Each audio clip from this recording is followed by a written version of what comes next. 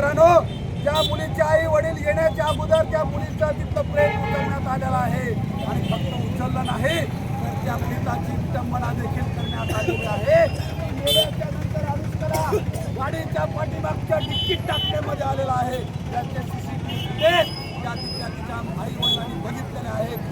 तर जी उद्याची कलेक्टर होणार होती, जी उद्याची चांगले मोठ्या पदावरती जाणारी विद्यार्थिनी होती, त्या विद्यार्थिनीला जाणीव संपवण्यात आलेला आहे.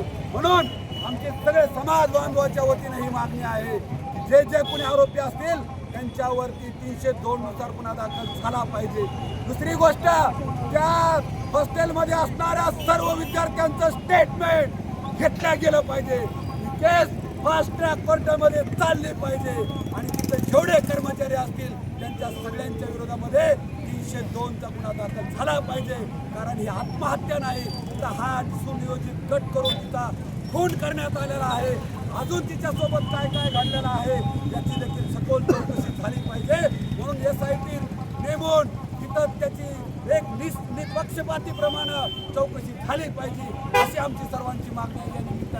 या निमित्तानं जमलेल्या सर्व समाज बांधवांना मी विनंती करेन, आपण सर्वांनी 2 मिनिटं शांत राहून आपण अनुष्काला भावपूर्ण श्रद्धांजली अर्पण करायची. अनुष्का पाटोळे मृत्यू प्रकरणाने माजलगाव पेटले.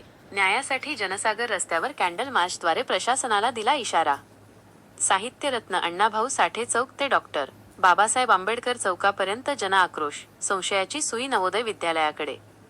माजलगाव. विशेष प्रतिनिधी.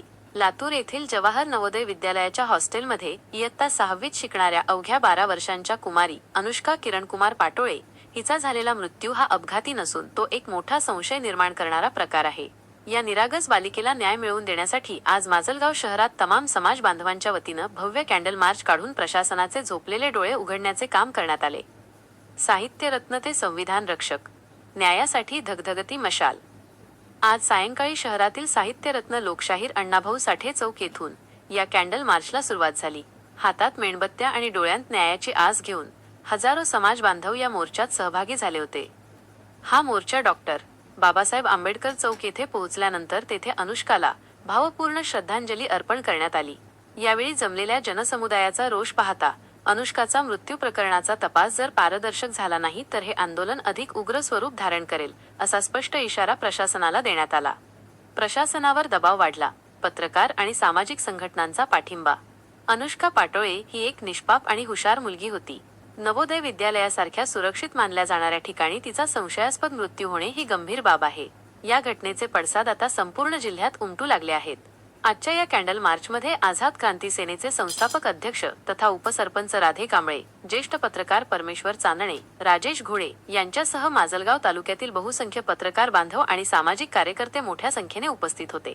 पत्रकारांच्या आणि सामाजिक संघटनांच्या सक्रिय सहभागामुळे आता या प्रकरणाचा तपास करण्यासाठी प्रशासनावर मोठा दबाव निर्माण झाला आहे. महत्त्वाचे प्रश्न आणि संशयाचे ढग.